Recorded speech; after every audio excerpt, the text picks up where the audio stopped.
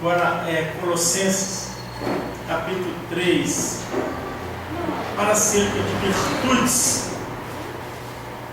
nós precisamos cultivar. Quando Deus criou o homem e a mulher, Deus, ao criá-los,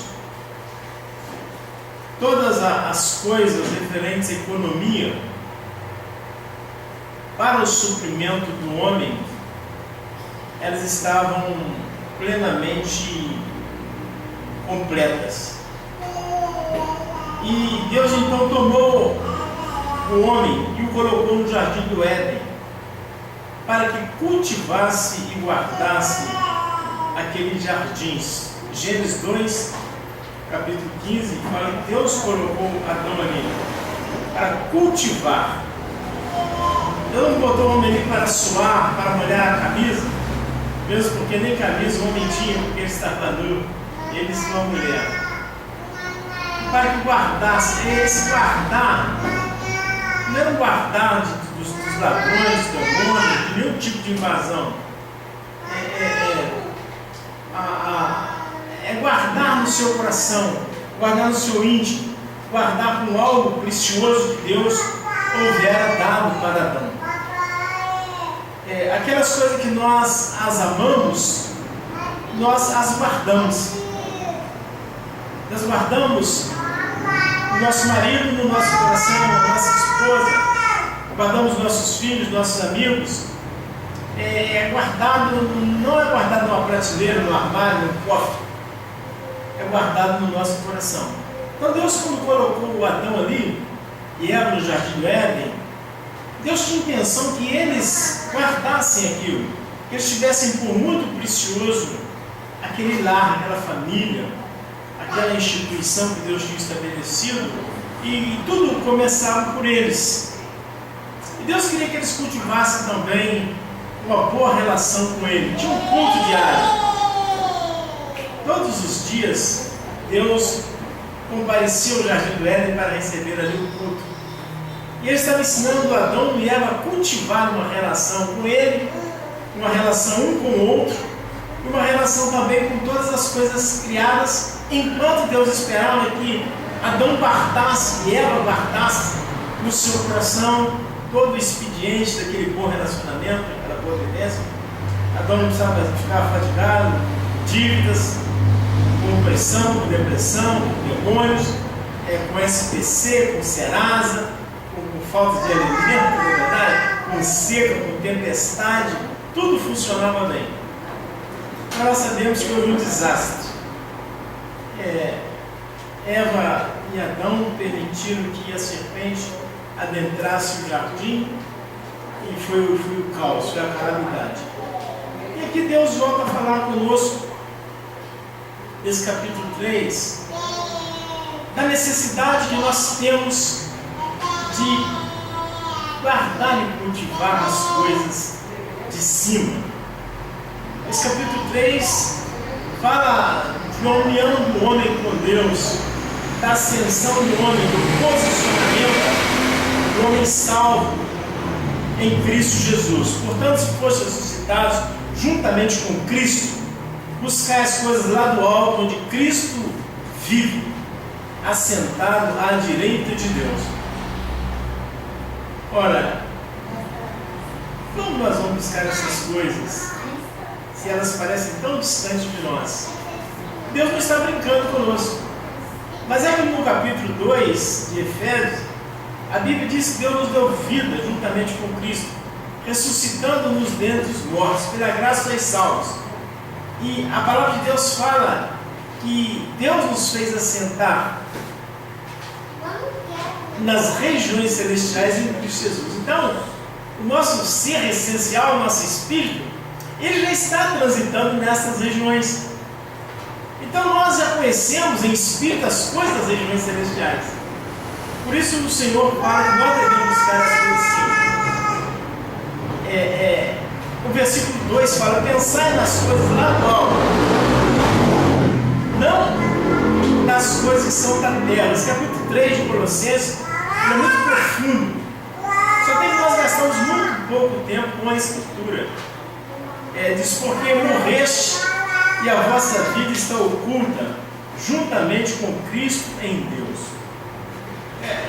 Não estar oculto apenas no que diz respeito à proteção dos males, dos perigos, dos demônios, das dificuldades, mas o estar oculto, o estar guardado, revela também o Senhor para nós, que é possível um desfrute, é possível um cultivo, é possível um relacionamento estreito com o Pai Celestial. E diz, quando Cristo, que é a nossa vida, se manifestar, então vós também sereis manifestados com Ele em glória. São 4 versículos da Escritura, e se nós buscarmos o Espírito Santo, se nós nos consagrarmos, nós nos entregarmos mesmo a Deus, existem muitas coisas para serem ditas para nós. Primeiro, sobre a obra de ressurreição, uma obra que nós temos andado e lidado e valorizado muito pouco, a obra de ressurreição. A obra de ressurreição é uma obra muito colossal, é uma obra que nos incluiu e nos unificou para sempre em Deus. Sem a obra de ressurreição, apenas com a obra da encarnação e morte e sepultamento de Jesus, nós não poderíamos ser incluídos, ser unificados a Deus. É pela obra de ressurreição que nós nos tornamos um só Espírito com Deus, nos unificamos com o Senhor. E por essa razão o Senhor Deus, Ele afirma que nós estamos ressuscitados com Cristo e devemos então buscar as coisas lá do alto, onde Cristo vive, assentado à direita de Deus. Mas Jesus não está assentado à direita de Deus sozinho. A Bíblia de Efésios, o escritor de Efésios, no capítulo 2, ele fala, eu vou ler o 4, Efésios 2, 4, 5 e 6. Mas Deus, sendo rico em misericórdia, por causa do grande amor com que nos amou, estando nós mortos em nossos delitos, nos deu vida juntamente com Cristo, pela graça sois salvos, e juntamente com Ele nos ressuscitou e nos fez assentar nos lugares celestiais em Cristo Jesus. Ora, aqui diz que nós estamos assentados nas regiões celestiais em Cristo Jesus. Agora, em Efésios, a palavra diz que e juntamente com Ele nos ressuscitou. Aqui está afirmando que você é um filho da ressurreição, que você é um ser ressuscitado. Agora, tem muitos de nós que vivemos como se nós não fôssemos ressuscitados, como se nós não fôssemos filhos da ressurreição. Por isso ele agora vem com uma pergunta. Portanto, se foste ressuscitado juntamente com Cristo, ele está perguntando, você foi ressuscitado com Cristo? Porque, obviamente, quem não foi ressuscitado juntamente com Jesus, quem não tem em si a obra da ressurreição, não pode buscar as coisas de cima, porque não tem acesso às coisas de cima. Mas os filhos da ressurreição já estão assentados nos lugares celestiais em Cristo Jesus. É a afirmativa categórica e peremptória de Deus em Efésios 2, no versículo 6. Olha, se eu estou em vida de ressurreição, se eu estou em Jesus Cristo, se eu estou assentado nas regiões celestiais juntamente com Jesus Cristo, obviamente que eu posso, eu devo, eu necessito buscar as coisas de cima, onde Cristo vive e está sentado à direita. Ele vive e eu vivo também, porque aqui no Efésios 2 diz que Deus nos deu vida juntamente com Ele. Então eu vivo juntamente com aquele que disse: estive morto, mas agora estou vivo e vivo para sempre. Irmãos, o que eu estou trazendo esta palavra? Porque nós temos procurado, nós temos tentado, às vezes eu converso com os irmãos, vejo as queixas, vejo o conteúdo de religião na vida das pessoas muito grande. É que as pessoas tentam viver a vida natural, a vida de carne, osso e sangue na igreja. A igreja é uma vida totalmente diferenciada. Uma vida totalmente estranha, é um mundo completamente, é um mistério. A palavra de Deus fala aqui em Efésios 5, no versículo 30,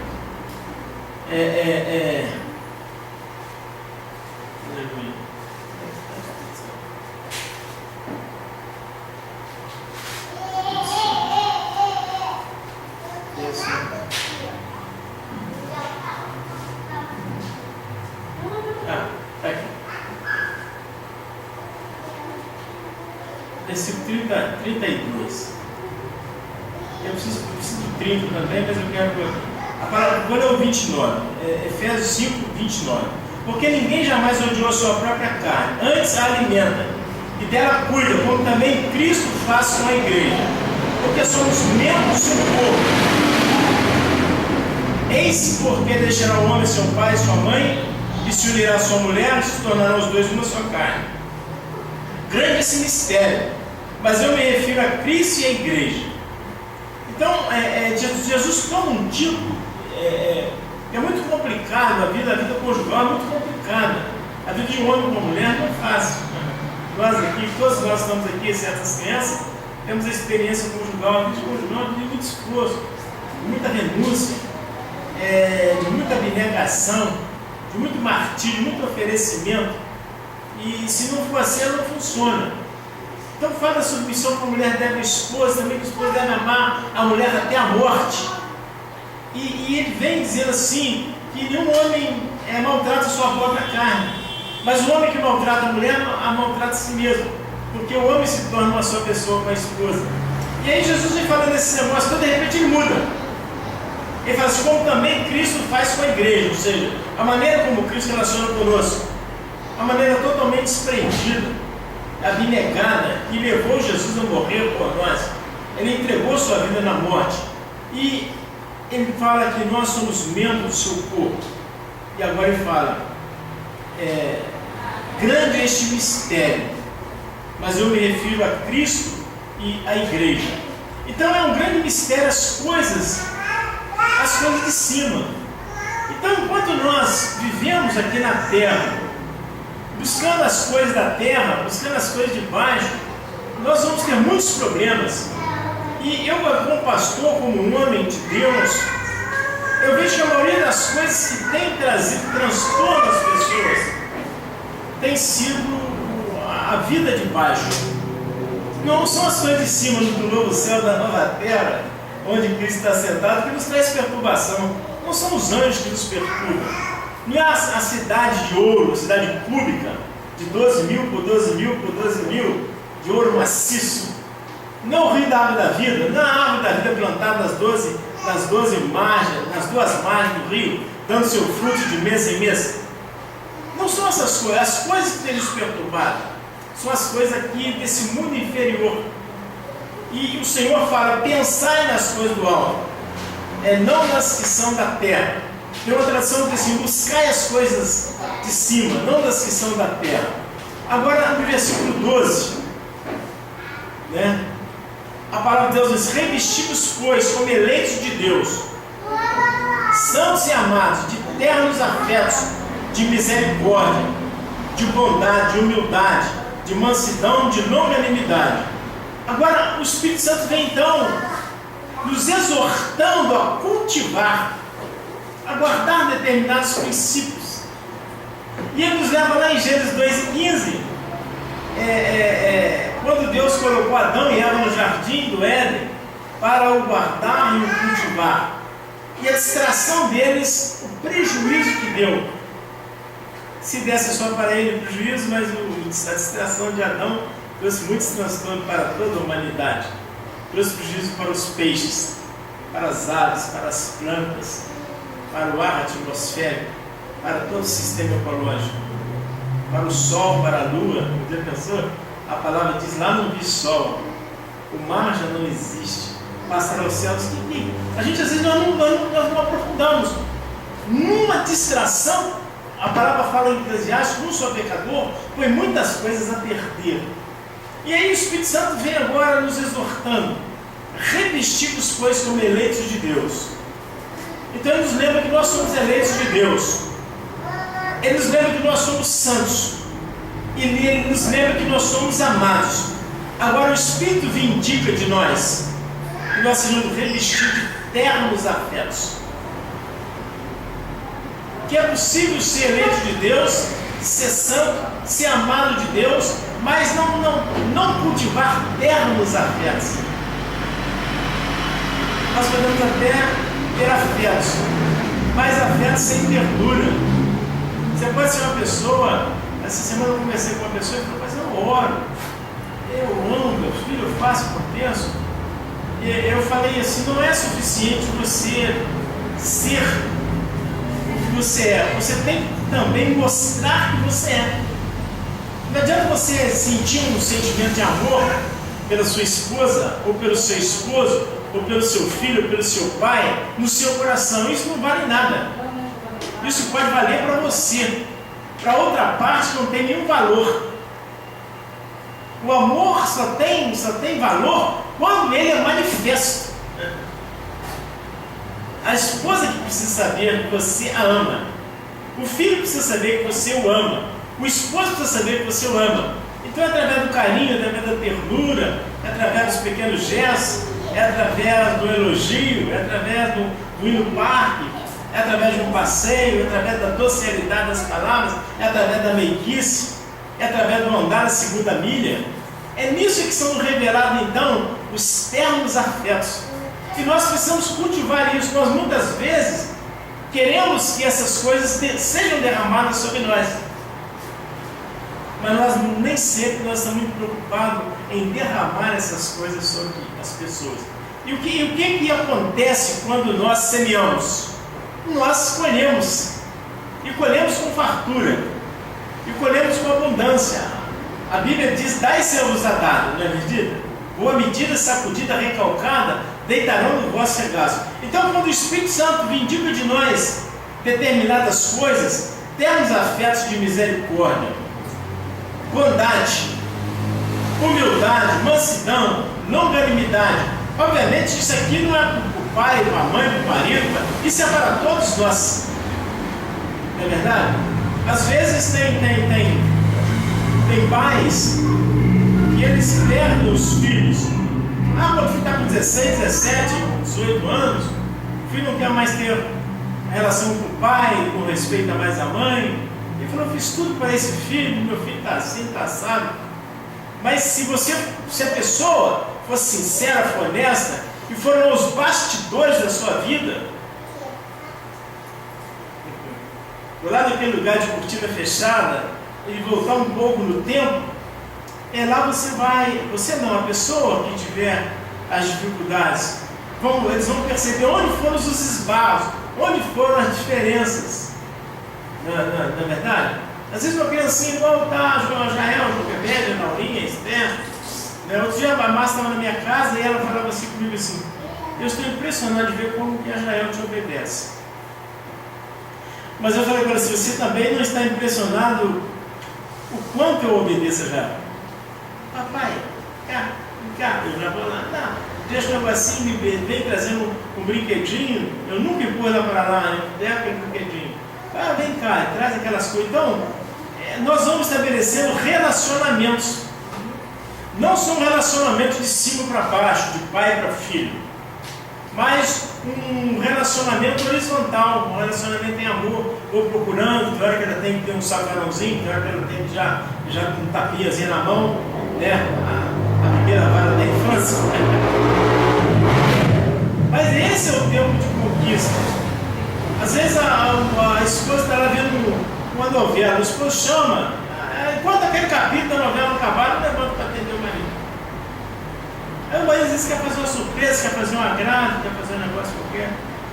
Às vezes a esposa também chama o esposo. Vou mostrar uma coisa que para nós é muito irrelevante, mas para a mulher tem grande significado. Então é isso que a palavra, porque a Bíblia é um livro prático. É isso que a palavra de Deus está falando. Por isso que Jesus usa a tipologia, lá no Efésios 5, sobre uma família natural, para trazer os valores agora para a família espiritual, para que nós que estamos assentados nas regiões celestiais, possamos então cultivar e guardar essas coisas que o Espírito que vive em nós traz para nós. E ele diz assim: suportai-vos uns aos outros. É uma das coisas, você viver bem com uma pessoa que está na sua estatura, uma pessoa até que pode muitas coisas a seu favor, não é muito difícil. Mas a palavra suportar vem de suporte. Né? Tem que eu tenho uma pessoa que eu estou dando suporte a essa firma. Suportar é uma coisa que está caindo, que está quebrado, que está meio cambaleante. Então você só suporta pessoas que estão em fraqueza, pessoas que estão em necessidade. Mas a Bíblia diz que todos nós temos fraqueza e necessidade. Porque ele diz assim: suporte fulano. Não é isso que está aqui. Suportar uns aos outros. Não tenha orgulho, não tenha jactância de achar que você é um suporte. Você é um suporte, mas você também é suportado.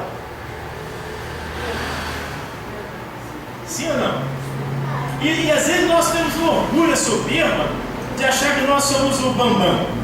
Nós somos o tal. Nós estamos sempre suportando, somos sempre os fortes, somos sempre os bem estruturados, e que as pessoas são fracas e as pessoas precisam de nós.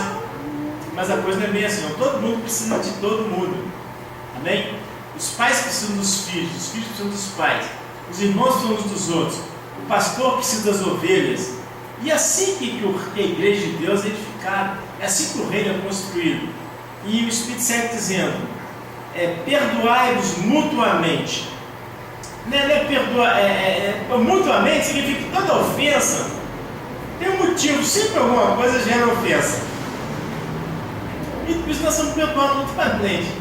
Perdoar aquelas pessoas que nós ofendemos, e as pessoas que foram ofendidas por nós. Precisa perdoar também a nossa brutalidade, a nossa fraqueza. Ninguém nunca precisou perdoar Jesus, porque Jesus era santo, Jesus era puro. Mas nós estamos num processo de aperfeiçoamento. Então é muito difícil, sabe, nos relacionamentos hoje, a pessoa de perdão. Qual foi a última vez que você pediu perdão a uma pessoa? Qual foi a primeira vez que uma pessoa te pediu perdão? A Bíblia diz que é para nós perdoarmos mutuamente uns aos outros. Então não quer dizer que há uma contumácia, uma frequência, uma ofensa, não. Mas nós erramos em diversas coisas. Acaba que é uma frequência, 1070 vezes 7, é muita coisa. Mas o Senhor também está falando de uma atitude também no coração, de uma atitude no espírito. Quando nós temos uma disposição no nosso espírito de liberar o perdão, de perdoar e de estar aberto também para ser perdoado, tem duas coisas que eu não perdoo fulano de maneira nenhuma. Já viu de pessoas falar assim? Olha, se é uma pessoa que não perdoa, jamais ela vai pedir perdão a alguém. Então ela vai dormir sempre com os inimigos. Ela vai estar sempre com problema, vai estar sempre tendo dificuldade. Louvado seja o nome do Senhor. Perdoai mutuamente caso alguém tenha motivo de queixa contra outro. Assim como o Senhor os perdoou, assim também perdoai vós. Então, é um perdão como o perdão de Jesus. Amém? É um perdão incondicional. Você não vai perdoar a pessoa falando: não, perdoa o jeito, desse jeito, ele é quanto mais nisso, ele vai repetir, ele sempre erra na mesma coisa, ele é sempre assim. Não. E não é perdoar com nenhuma condição. Eu vou te perdoar, mas se você fizer isso, não. É perdoar mesmo, esquecer mesmo, como Jesus nos perdoou. Se nós lemos a palavra de Deus, se nós, nas nossas, ouvindo a mensagem do Espírito Santo, a palavra de Deus, nunca Jesus lança nada na nossa cara, viu? Você é assim, você é assado, você é do jeito, você é perfeito. Não, nunca. A palavra nos exorta, é interessante a Bíblia. Ela nos exorta, nos encoraja, nos levanta, sem nos ofender, sem nos macular, sem nos expor. Então esse perdão deve ser um perdão assim também. Que você libera Cristo, você libera o Espírito Santo para outra parte, como Jesus fez conosco. Acima de tudo isso, porém, esteja o amor, que é o vínculo da perfeição. Muitas pessoas aí no mundo, eles tentam substituir o amor por coisas, por atitudes e por tantas maneiras de agir. mas um vínculo da perfeição, ele está no amor. A Bíblia diz que Deus próprio seu amor para conosco, em que Cristo Jesus morreu por nós, sendo nós ainda pecadores. Então, o amor, ele deve ser franco. E como que nós devemos? A Bíblia diz que o amor de Deus está derramado em nosso coração pelo Espírito que nos foi dado. Nós devemos recorrer ao Espírito Santo, irmãos? Por que a palavra de Deus fala? Buscar as coisas de cima de Cristo que está sentado. Então, as nossas dificuldades para perdoar, para ser suporte, para amarmos e perdoarmos mutuamente, nós temos que vindicar o Espírito Santo. O que o Espírito Santo tem feito nas nossas vidas? Jesus, quando ele vier, um consolador, um ajudador, o outro, exatamente que nos ajuda nessa fraqueza. O Espírito Santo, eu estou com uma dificuldade nessa área, não consigo perdoar, não consigo também receber o perdão da pessoa, acho que aquela pessoa é cínica, acho que aquela pessoa é descarada, acho que ela é falsa. Isso são coisas do diabo, são coisas nossas, são coisas da carne, não são de Deus. Eu gostaria de ter uma postura de Cristo com relação a essa questão. Então, o Senhor que vive em mim, o Senhor, o Espírito da vida, eu te imploro e eu te ofereço controle, oportunidades total para o Senhor tratar dessa questão. E aí você tira a mão. Aí o Espírito Santo, então, é que ele vai agir na sua vida, vai agir na vida do outro, e o nome de Deus vai ser glorificado e os demônios vão ser purificados. E quando nós não fazemos assim, é um perdão periférico, um perdão do nosso coração. Vocês liberam o perdão das pessoas. Quantas pessoas às vezes têm dificuldade umas com as outras, passam anos e costumam até baixar a sepultura sem conserto. Sabe que tem uma provisão, mas eles tentam pela sua própria força, pela sua própria mão, pelo seu próprio jeitinho, e sempre nós, quando temos questões, sempre o errado é o outro. Para perdoar eles mutuamente. Quando nós entregamos o cuidado da nossa vida para o Espírito Santo, ele sabe resolver a questão lá e aqui. Amém? Seja a paz de Cristo abre em vosso coração. Eu comecei falando aqui. A qual também foram chamados a um só corpo e seja agradecido. Então, o que deve governar o nosso coração deve ser a paz. Tem muita gente sem paz. Nós estamos estudando sobre ansiedade. Nós estamos estudando aqui na escola bíblica dominical coisas que têm interferido no comportamento das pessoas, têm afetado as famílias, têm afetado a saúde, têm afetado os negócios.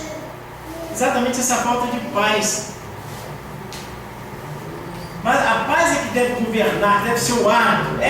A paz de Deus, que excede todo entendimento, é que deve controlar todas as coisas. Deus nos chamou para a paz. Deus não nos chamou para a guerra. Ele já fez todas as guerras. E ele fala: seja a paz de Cristo abre em vosso coração, a qual também foi chamado em um só corpo, e seja agradecido. O corpo do qual nós fazemos parte, que está falando aqui, é aquele corpo que já está sentado nas regiões celestiais. É o corpo do Cristo em ressurreição, é o corpo do qual nós fazemos parte dele. Então, não faz parte do nosso espírito estar em paz das regiões celestiais, e nós temos conflito, temos perturbação, temos aflição aqui na terra.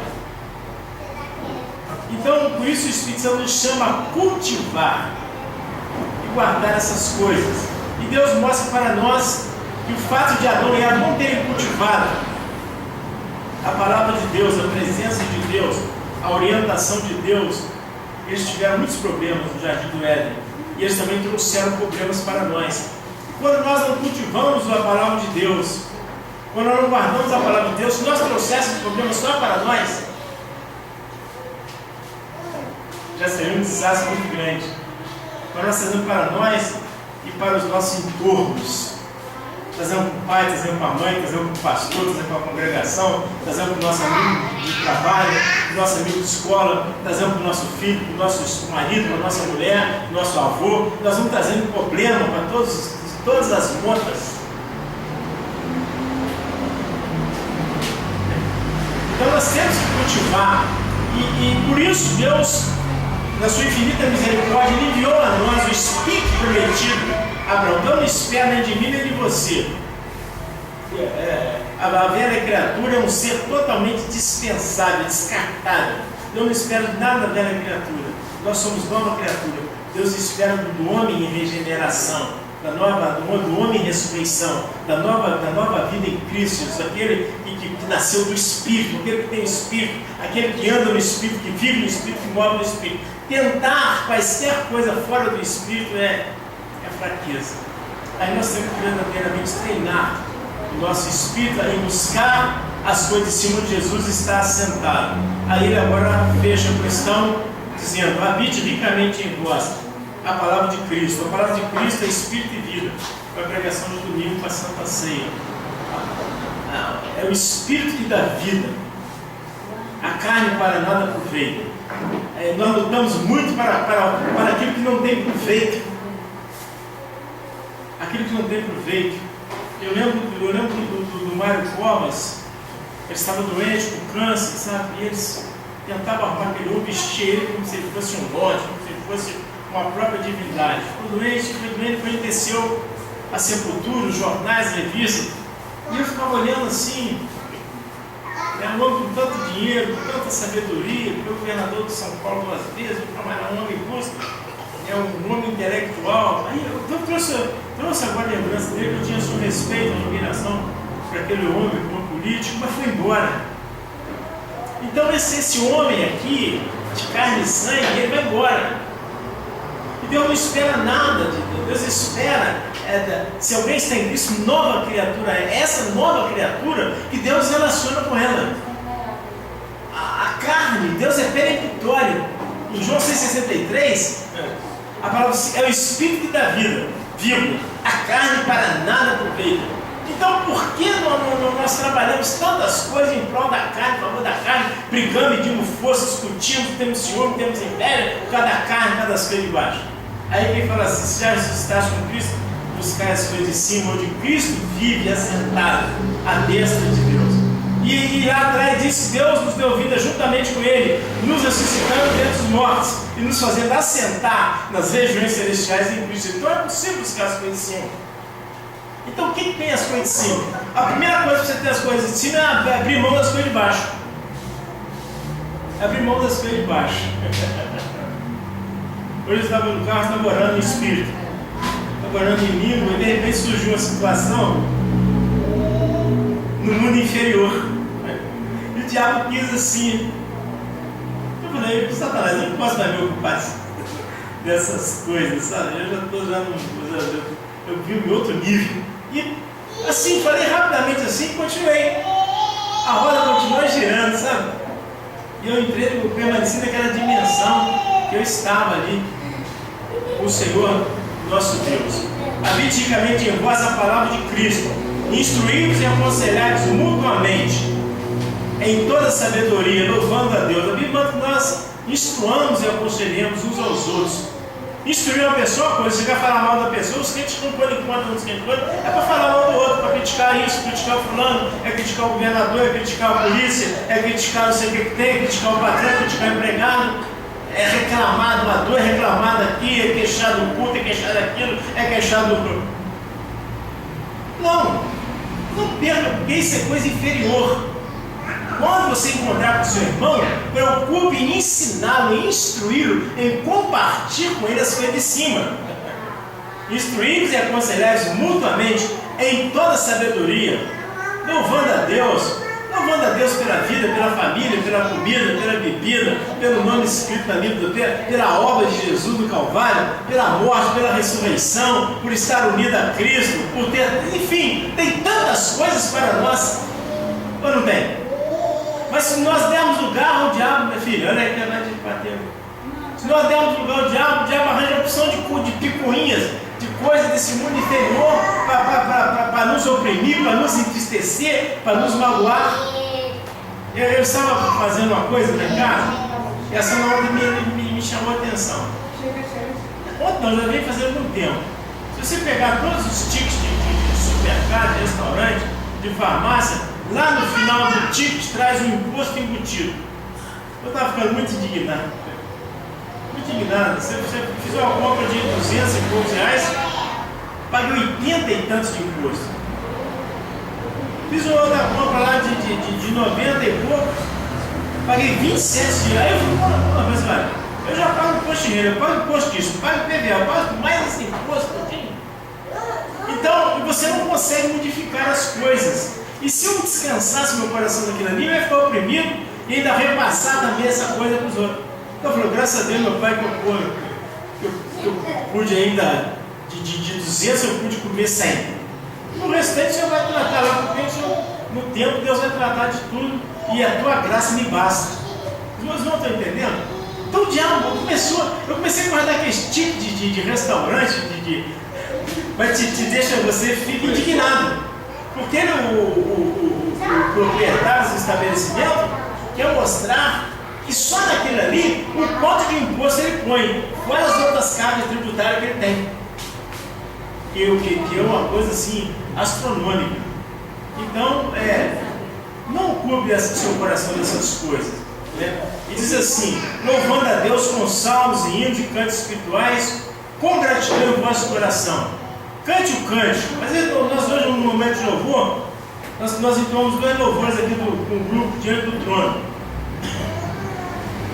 Tinha um cântico que eu não sabia, mas eu fiquei em espírito, fiquei adorando, fiquei concordando com as palavras daquele louvor, com aquela melodia, com aquela harmonia.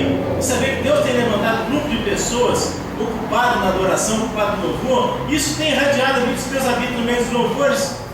Mesmo que nós não cantássemos nada, ficar só isso aí tocando. Só o louvor, ele podia acompanhar, ele podia agradecer a Deus.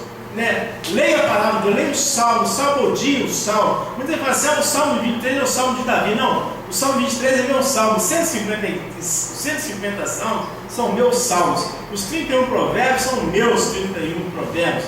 Mateus 28 capítulos são meus. Não faça da Bíblia a sua propriedade,